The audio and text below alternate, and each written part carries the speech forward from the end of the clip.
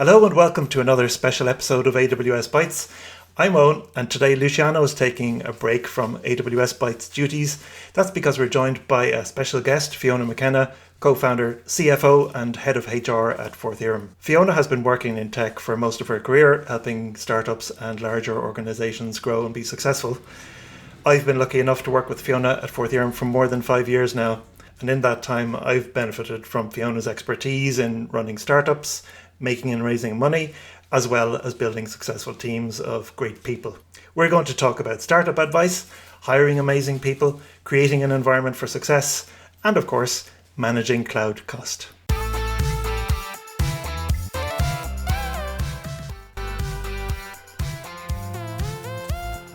AWS Bites is brought to you by fourTheorem. If you're looking for a partner to architect, develop, and modernize on AWS, give fourTheorem a call. Check out fourtheorem.com and the link will be in the show notes. So first of all, welcome to AWS Bites, Fiona. I know you're a long-term fan and listener. Can you start by telling us a little bit about yourself? I am a long-term fan and I'm absolutely thrilled to be here today, Eoin. Thank you so much for inviting me. And I'm really looking forward to seeing what artwork you guys come up with for this week's podcast. So about me. I'm a startupaholic. I've had a career of two parts. I'm almost 40 years working. I'm going to discount the first 15 because that was in banking and insurance and foreign direct investment, manufacturing type businesses. And I forayed into the world of cloud before there was an internet, really a proper cloud for them, in 1999 when I was part of a business that was called Virtual Financial Management. It was using a frame relay solution to create the illusion of global access to financial ERPs on the cloud. And it didn't last. It lasted about 4 months before we didn't get our funding. But it opened the door for me to join telecoms. And from telecoms, I've gone into really businesses that have been in all sorts of different industries, but always centered around using technology or harnessing the next evolution of technology to drive their business growth and to stay relevant. Maybe we can start with talking about the people side of the business, because I think that's something that really interests people, and hiring and growing teams seems like something of an unsolved problem. We had an episode back 87 where we talked about interviewing at fourTheorem. A lot of people really seemed to like that one because it gave a bit of an insight into the inner workings. Maybe from your perspective, what do you look for as we're growing the team? So it's always about the people. I mean, it's really amazing. And this has been true throughout my whole career. You might get excited about the technology aspect of it, but the technology is really just the tool that enables people to demonstrate, showcase their skill sets. And we're looking for people. I'm looking for curious, interested people that sort of want to push the boundaries a bit, take themselves out of their comfort zone, maybe don't know exactly what they want to do next, but know that they want to do something different. And have listened maybe to our podcast or seen us at conferences and events and things, and know that we could give them an opportunity to grow and to take their career to the next level. Maybe it's worthwhile taking the opportunity then to shout out to everyone who's listening. If you do feel like you've got something that is a fit for us, to get in touch, because we're always happy to look at new people, right? Absolutely, always. And I'll have a chat with anybody that's interested, that has something to think they have something to offer us or something that we can offer them. I'd love to have a chat, and that's part of our process. We call them chats for a reason. We try to keep the process as informal as possible.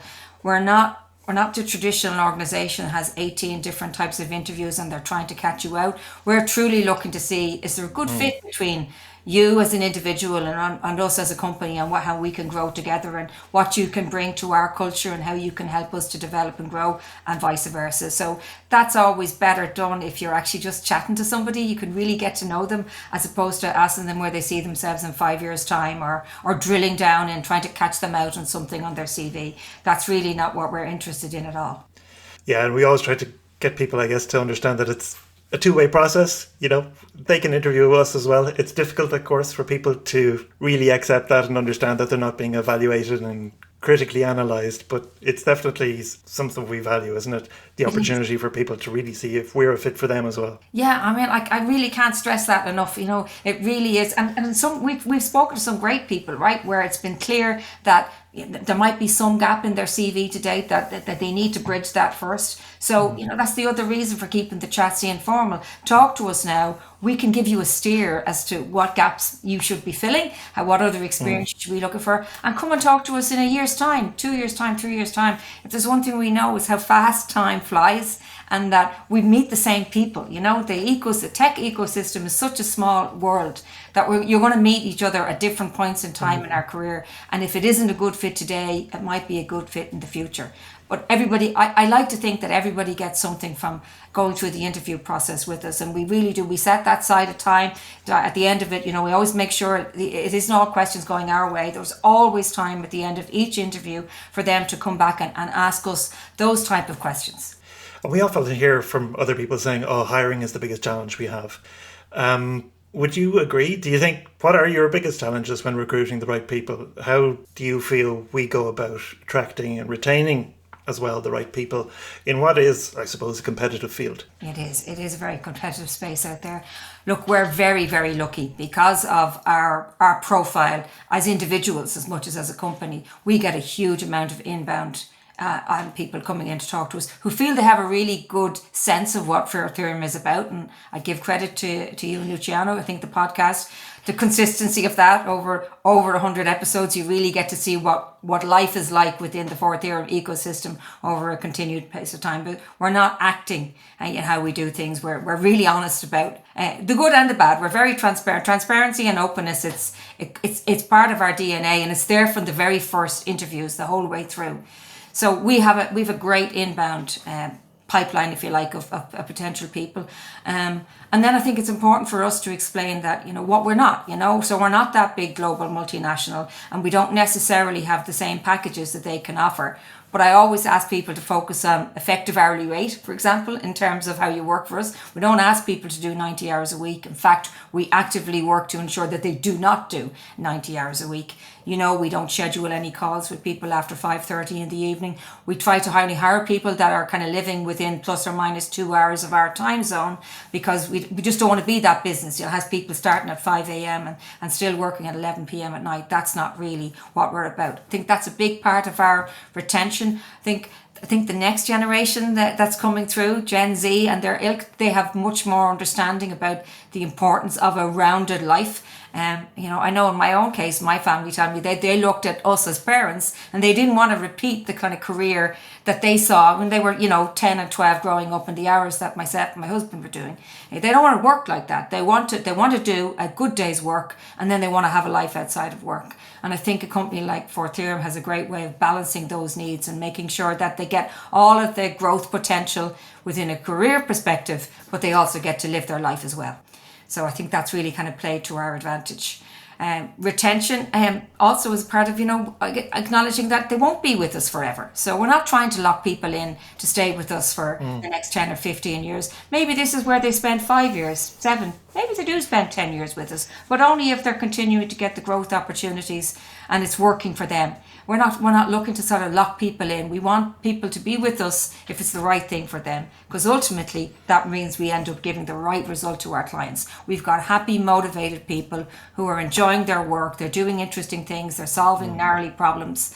And if they get to the point where they're not feeling that they're able to do that, they can move on to something different, and we'll wish them well, and hopefully they'll bring us into their other businesses and help us solve problems there with them. So you've been part of companies that have grown larger than fourTheorem is today. Right. What are the challenges that you think people should watch out for as they go from a small team? If you're growing to 50, 100 people and beyond, what have you seen and what do you recommend there? Oh, you have to accept that there's growing pains. That's the biggest challenge of it is. And as your team grows to, from the 20 to the 50 people, your focus, I'm talking now in the context of leaders and founders, your focus is going to have to narrow. You can't be everything to everybody, or you'll become the blocker. You'll be the one that's getting in the way of growth and progress. So I think from the very early days, you need to be thinking about where do you make the most impact in the organization, which, so where do you stay, when your focus has to narrow, or where is your focus going to narrow into so that you're delivering the most for the rest of the team. And then you need to be making sure that you're bringing in people behind you, and you're always thinking about that succession plan. Your business is going to be different, the culture is going to be different. And you have to accept too that, and this is the hard part of it, is that sometimes you're going to have to bring in people that are very different to you, because the leadership team of a business of well over 100 people will have different qualities and attributes to the crazy mad entrepreneur chaos monkeys that are able to adapt fast and make decisions fast. They'll become more process driven, more numbers oriented, and that mightn't suit you. So, you have to think about your own step down date, your own best before date. When do I stop becoming a force for good in the organization, and when do I start becoming part of the problem or something that's blocking it? And you need to let go of control. Fantastic advice. I could dish it out all day. I'm not 100% sure how well I can live to it, because of my own personal experience. I've voted my way out whenever the company has gotten to that sort of size and I can't have my finger in hot pots. I've moved on to the next job. So I'm going to have to live my own advice in our growth journey here in fourTheorem as a founder. I'll have to make sure that I don't overstay my best before date. I think we all struggle with that, right? You feel like you want to feel responsible, I suppose, for the success of the company. Therefore, it seems like a contradiction to accept that the continued success will mean taking a step back, right? And that it's okay to make yourself dispensable in a company. Yes. I said, so easy to say, but then actually doing it living it is the really hard. It's the really hard thing. Now, I have made myself redundant in the past, so I have some experience of having done it. And I can remember at the point of time I'm speaking with a CEO and basically saying, that the role that I was doing, I was not the most effective person in doing that role, and we needed to sort of split things out. And but it's very hard. It's a very hard thing to do, because mostly, certainly if you've set up a business, or if you're of that sort of entrepreneurial mindset, you like to be stuck into everything, and you're successful in part because you believe you're actually really good at everything, and that that confidence and that belief sometimes drives results too.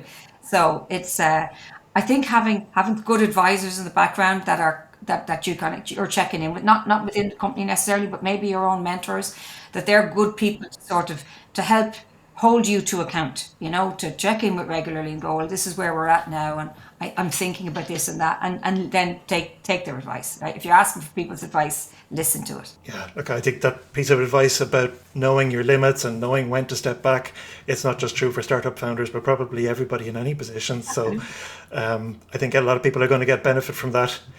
You're known very well for advising startups about hiring, running the company, financing and funding. A lot of our listeners will be involved in startups, or might even be thinking of taking that leap. So what advice would you offer them, apart from the stuff we've already mentioned about, growth, etc.? Well, do it. First of all, if you have this voice in your head that's telling you need to do it, you should do it, right? Don't look back in 40 years' time and so there was that window when I really had this great idea and I didn't do it for all the right reasons. You can make the list of reasons on both sides, but if it's inside you, you should follow your dream. You should really do it. Then you have to get sensible. Okay, so that's the that's the emotional part. You've made the decision, you're going to do it. It's always about cash, right? It always starts about cash. It's about cash. If you're raising money, you need to make sure you get the right money. So if you're taking it in from investors, it can be so tempting when you get these term sheets put in front of you. Somebody believes in your dream to go, right, I'm just going to sign. This is the first offer in. I'm going to take it. Make sure that you're taking money from the right partner, that somebody that is investing truly in your business plan and what you want to do with the business, and isn't just seeing an opportunity for a quick return, or won't change the goalposts if things get hard, as they inevitably do. I've been in so many startups, nothing has ever gone to plan, right? Something has always come out of the woodwork to change you up, shock you and catch you along the way. So getting the right partner and the right money is sort of the first part of it. And then minding that money, again, it's, there's something around, I think it's revenue's vanity, profit is sanity, and cash is king. I always work it back from cash. If you're stressed about cash, if you're stressed about making payroll, you've got people that have left jobs to come and work with you, and now it's coming to the end of the month and you don't have enough cash in the bank to pay the wages. you will not be able to run your business effectively. You will make the wrong decisions. You'll become revenue focused to get cash in the bank first thing, first out of the way. It distracts from everything. So get your nest egg.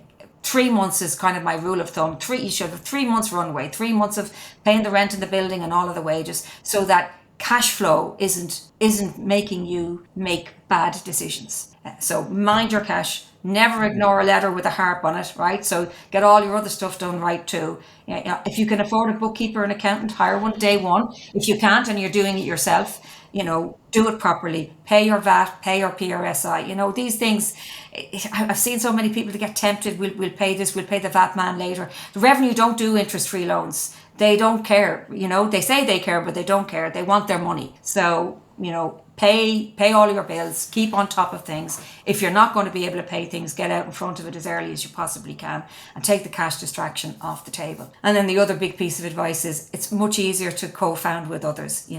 It's a lonely journey if you're doing it on your own. If you can find other people to come on that journey with you, that's you're minimizing the risk. You're giving yourself confidants, people to talk to share all of the hard decisions, to sense check things with. But when you're doing that too, get the paperwork out of the way to begin with. Get your shareholders agreement. I call it like the prenup. Figure out how will you part company if you hate each other's guts. Write all that down. And then hopefully put it in a folder somewhere and it never has to be looked at again. But at least you then have... No matter how much you love each other right now, right? Exactly. And it's a hard thing to do because you think like, oh, we're all on the same page and I'd never mess you over, I'd never do this. But then life gets in the way and things change and maybe the direction of the business changes and one person isn't happy that you're doing this and you're not doing that. And if you don't have that, if you didn't sit down and work all this stuff out in the beginning, it can be really, really damaging. It can be damaging to you as an individual, the stress it brings on. It can be damaging to the business, to the brand that you've all worked so hard to build. So get your prenup, sign it, and then, as I said, hopefully put it in the drawer and never have to look at it again. And I think the last key piece of advice is, and I referred to this earlier too, is find yourself some mentors.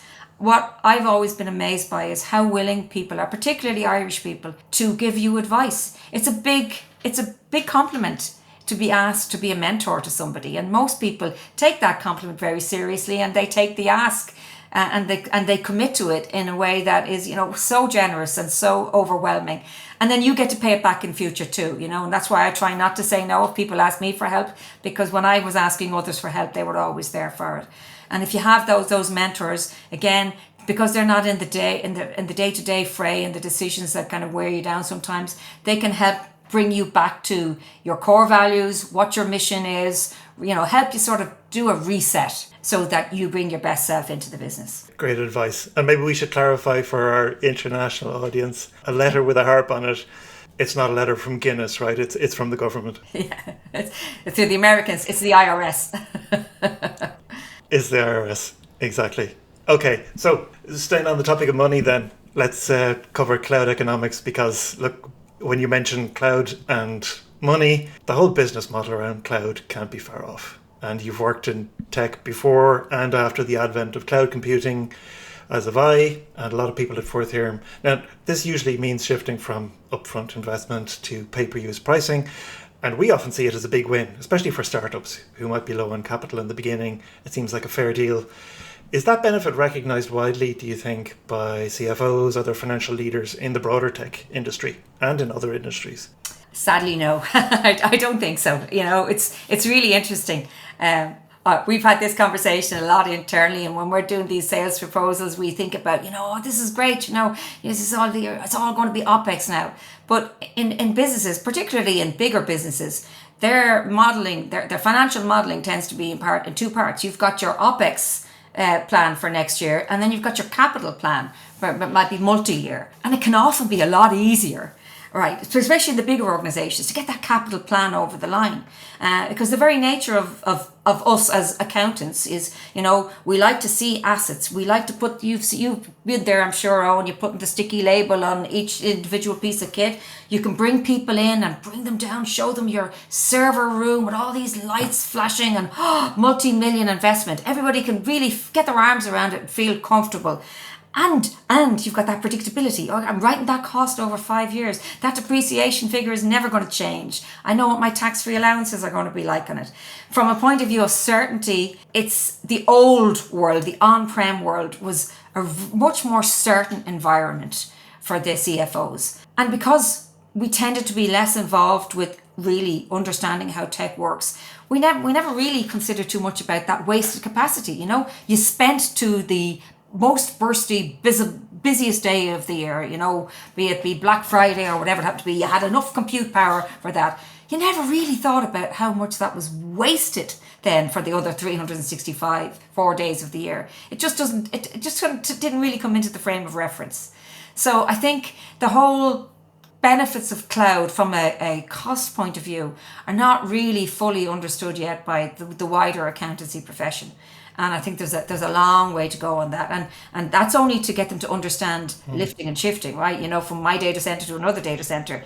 An understanding about modern architecture and truly software that, you're only paying to be used when you need to use it. Those principles aren't fully understood. And I think as a profession, we're not very good at trying to inform ourselves, be better educated on how cloud comes. In previous businesses, there was always that kind of chasm between the engineering people, be it, physical kit engineering or software engineers, and the accountants on the other side. And I've spent my career trying to kind of bridge that gap in any organization I've worked in, and there's still a lot more bridges to be built. Maybe kind of a related question is around migration, right? Because cost is obviously a big component of that, but you've seen kind of firsthand what it looks like when we work with clients migrating to AWS. And this is a big step. There's a lot of fear, I think, there. Do you have any advice from your experience for larger companies thinking about moving to the cloud? Again, like so many of the rest of our conversations on, the common thread comes through again. It's start with your people. You really need to engage as many people in the organization as you possibly can. Once this migration conversation, modernization, even if we call it, it's become part of it.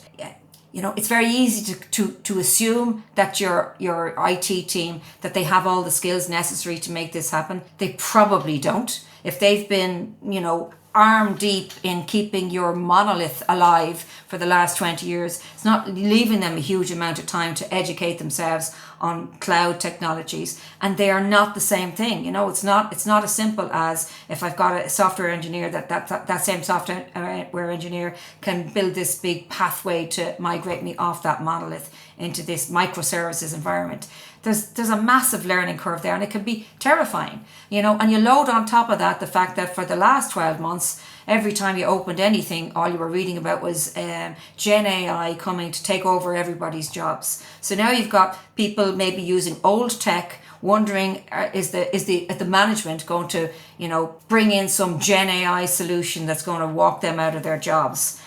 So you've got all of those uncertainties going there too. So I think the more consultation is involved, the more you get the whole team looking at this and then identify this. This is, you're going to eat this elephant one bite at a time. Find the easiest bite to take. The first, most easily digestible, broken down piece that you can migrate so that people can see the value. Do that small project. Involve as many people looking at the results of this as possibly can. So you build up their confidence and pick the right partner. Of course, I'm going to sit here and say pick the right partner, but it really does make sense, whether it's fourTheorem or some other partner. Find somebody who does this as their bread and butter. These are not trivial things to do. They're hard projects. But when you talk to somebody like ourselves, that we've been doing this now in this particular environment for 7 or 8 years, we see a lot of repeat problems. The industries might change, but the gnarly part stays very similar across the individual things. We can help them identify those quick wins, and then also we can go in there and work with the team and do that valuable upskilling, leaving them at the end, of course, still with their jobs intact, but much more interesting jobs now, right? You remember that project where we deleted 70% of their code base? When you're maintaining a code base that's only 30% of its original size, that leaves you a lot of time to help innovate, right? To be more impacting on the business and to have a more interesting job. So they'll retain their people, they'll upskill their people, and they'll be ready for the next disruptor that comes along. The ones that put their head in the sand and go, do you know what? I bought that big on-prem upgrade 2 years ago, I'll wait till it dies, I have another 5 or 6 years to run about it. They're going to wake up one day and find that there's another Revolut or something has come along that's completely going to eat their lunch and leave them in a panic mode. And that's not the way to do it. Okay, since we're talking about AWS partnering, obviously fourTheorem is known as a top AWS partner. There's room for plenty more. There's a lot of work out there to be done. So a lot of people out there, especially our listeners, right, might be thinking of either freelancing or starting off their own cloud consultancy. What advice can we impart, specifically you, Fiona? Do you have any tips, tricks, warnings to share? Well, all the earlier warnings about, setting up your business and cash flow, right, and investment, take that as, the first stuff to do. But if you're thinking, let's imagine you're already out there, or and you think, oh, I'm going to become an AWS partner. This will be great. I'd give a bit of advice around that, and I think first and foremostly, and to be fair, AWS tell you this out the gate. They're not going to fill your sales pipeline. Well, of course, you do think when you become a partner that they will fill your sales pipeline, and they do. They have, because they have loads of these account management teams, but they are never going to fully get you in the way that you get your own business. So if you become a partner, understand that you have to, first of all, you've got to be responsible for your own sales process. So becoming a partner from AWS or Azure or anybody else isn't going to solve your new business pipeline piece. You have to solve that for yourself. Once you accept that, then you can really lean in and you can leverage these partnerships to the best of their ability, bearing in mind that you will almost always be smaller than these huge big organizations. So there's going to be a level of bureaucracy. You'll deal with some wonderful people, but the system and the process will be very frustrating. They'll have rules, AWS funding rules can be like looking at healthcare plans in Ireland, where you're going, I don't know how to compare one with the next. You can get very caught up with, trying to keep up with it. And they do a great job of selling their programs. But make sure that if you are going to attach yourself with a program, that you keep coming back to first principles and saying, is this the right thing for me? Because they will require a lot of investment on your part in accreditations and upskilling your teams and getting pieces of paper. And if that's right for your business, do it for sure. But make sure you've validated that up first, and you think, okay, these are very good skill sets. I want all my team to have them. Don't do them because it ticks a box in a program. Do them because they're right for you. And make sure that throughout everything you do, that you keep coming back to your own customer obsession. AWS is customer obsessed, but you need to be even more focused on your own customer obsession. You are not AWS or Azure or any of these other people. You are fundamentally your own independent consultancy, and that's what your clients are relying on, right? If they want to hear the sales pitch, they can go direct to the providers themselves. If they want to hear the unvarnished truth and the warts and all version of it, they're going to come to somebody like fourTheorem. Make sure you treasure that value and you respect that relationship between yourself and your customer, and that things don't become confused and you're not effectively just a sales agent for somebody else. Maintain your own integrity. So much great advice in there, Fiona. Thanks a lot for joining us. For me, it was great to shift away from the trivial technical topics towards the more important themes of people and finance. It's always great to hear your insight. So for people out there who would like to hear more, where should they find you? How can they connect? Come find me on LinkedIn. I'd love to connect. We'll chat. Okay, brilliant. Well, listen, thanks again, Fiona, and thanks everyone for listening. We're going to be back actually with more special guests in the near future, as well as some of our usual technical ramblings. If you haven't already subscribed to the podcast or our YouTube channel, make sure you do now so you'll get notified when new episodes are released, and let all your friends know that we're broadening out our subject matter, and it's really well worthwhile subscribing. Take care, and we'll see you in the next one.